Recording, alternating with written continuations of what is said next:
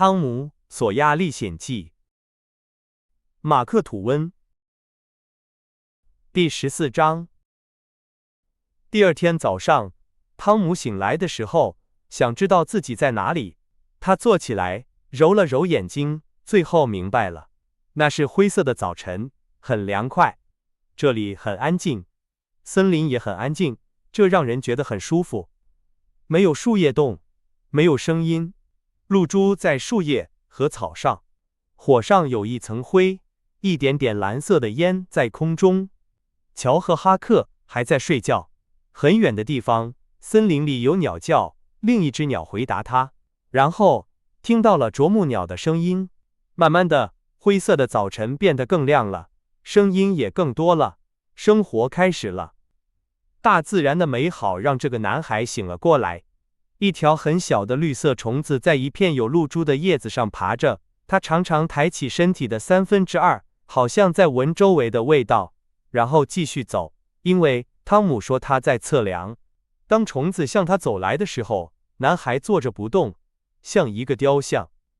他希望虫子能一直向他走来，又怕虫子会走开。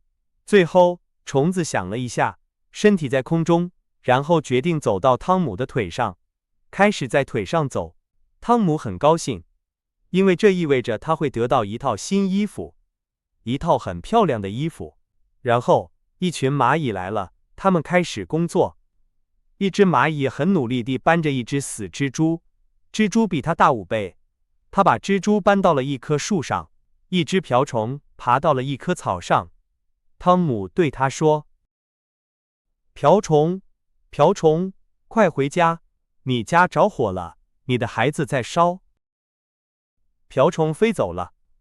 汤姆知道瓢虫很容易相信这些话，所以他不奇怪，他常常觉得这很有趣。然后，一只甲虫来了，它很努力地推着一个球。汤姆用手指碰了碰它，甲虫就把腿缩起来，装死了。鸟开始叫了，一只鸟在汤姆的头上，开始学着其他鸟叫。一只蓝色的鸟飞来，停在树枝上，看着它们。一只灰色的松鼠和一只狐狸很快地跑过去，它们常常停下来看着它们，因为它们可能没有见过人，不知道是不是应该害怕。现在，所有的东西都醒了，太阳光从树叶里照进来，一些蝴蝶飞来了。汤姆叫醒了另外2个海盗，他们跑起来，大叫着，然后脱了衣服，在水里追来追去。他们不觉得想念他们的家。一条河把木头冲走了，他们觉得这样很好，因为他们和文明没有关系了。他们回到了营地，觉得很舒服，很高兴，也很饿。他们很快地把火点起来。哈克发现了一个很干净的水源，他们用树叶做杯子，觉得这样喝水也很好。乔在切肉的时候，汤姆和哈克让他等一下，他们去河边钓鱼。很快，他们就钓到了鱼。乔没有等太久，他们就回来了。他们钓到了很多鱼，够一家人吃的。他们把鱼和肉一起煎，觉得鱼很好吃。他们不知道新鲜的鱼很好吃，而且在外面睡觉、运动、洗澡和饿肚子，也让鱼变得更好吃了。吃完饭后，他们在树下休息，哈克抽烟。然后，他们开始在森林里走来走去。他们发现这个岛有3英里长，1/4英里宽。河的另一边离他们很近，只有200码宽。他们常常去洗澡，所以快到下午的时候才回到营地。他们太饿了，所以没有钓鱼。他们吃了火腿，然后在树下聊天。但是，他们慢慢地不说话了。森林很安静，让人觉得很孤独。他们开始想家了，哈克也想家了，但是他们觉得不好意思，没有人说出来。有一段时间，他们听到一个奇怪的声音，好像听到了钟表的声音，但是这个声音越来越大，他们开始注意了。他们坐起来，看着对方，开始听。他们听了很长时间，然后一个很低的声音从很远的地方传来。那是什么？乔问，他很害怕。那是什么？汤姆小声地说。那不是雷，哈克说，因为雷。嘘，汤姆说，听着，别说话。他们听了一会儿，觉得时间很长，然后，同样的声音又来了。我们去看看是什么。他们站起来，跑到河边，看着河，蒸汽船在离他们很远的地方，船上好像有很多人，有很多船在蒸汽船的周围。这时，蒸汽船冒出了一股白烟，他们听到了那个声音。我知道是什么了，汤姆说，有人淹死了。还是的在的，哈克说，去年比尔特纳淹死的时候，他们也这样做过，他们向河里开炮，让尸体浮上来。他们还把面包放在水里，面包会停在尸体上面。是的，我听过这件事。乔说，为什么面包会停下来呢？我觉得，汤姆说，不是因为面包，而是因为他们对面包说了什么。但是，他们什么也没说。哈克说，我见过他们这样做，他们什么也没说。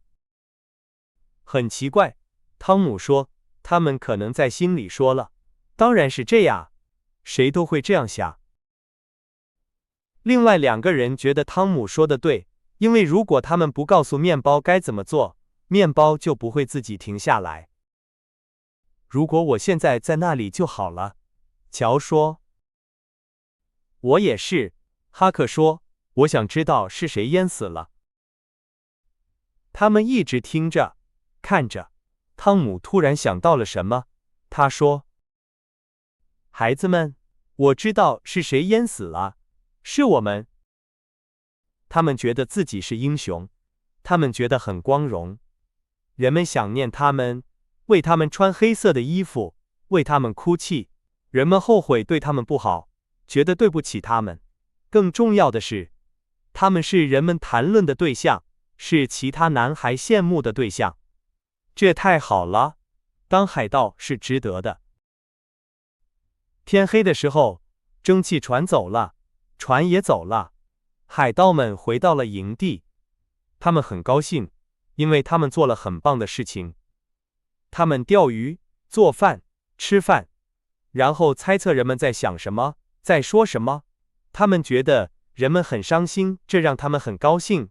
但是，当晚上来的时候，他们不说话了，看着火，他们不高兴了。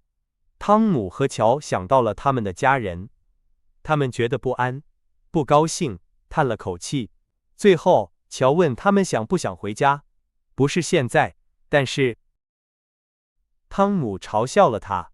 哈克站在汤姆这边，乔很快地解释，说他不是真的想回家。晚上，哈克开始睡觉，然后打鼾。乔也睡着了。汤姆躺在那里，看着他们。